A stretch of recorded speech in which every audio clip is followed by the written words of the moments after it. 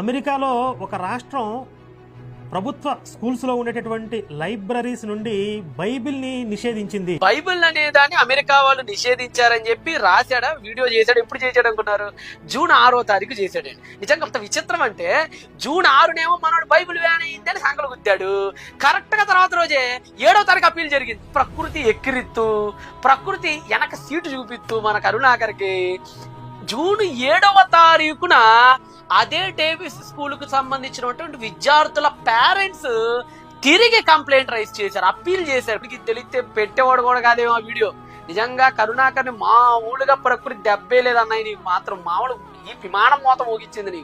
నువ్వు 6 పెట్టావు, అదేంటి 7వ తారీఖు అప్పీల్ అయిపోయింది. ఆ రివ్యూ కమిటీ మొత్తానికి తేల్చి చెప్పి జూన్ నెల 20వ తారీఖు 2023లో మరలా తిరిగి బైబిల్ని ఎక్కడ నుంచైతే తీశారో అక్కడే తీసుకెళ్లి పెట్టారు.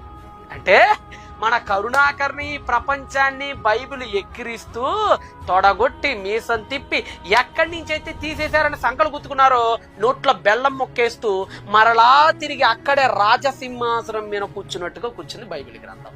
ఇదండి జరిగింది. అంటే ఎర్లీ జూన్ లో బైబిల్ తీసేసింది మాత్రం చెప్పారు, కానీ 2 వారాల్లోనే తిరిగి మళ్ళీ అదే డేవిస్ స్కూల్లో తీసుకెళ్లి మళ్ళీ బైబిల్ పెట్టారు. మరి ఇది చెప్పలేదే, ఇది చెప్పరు. ఎందుకంటే హాఫ్ గాలంగా మనం 50-50 గాలం అనమాట. ఈ 50-50 గాలంతా మరి 50-50 న్యూసే చెప్తారు, 100% న్యూస్ చెప్పరు కదా. అదనమాట సంగతి.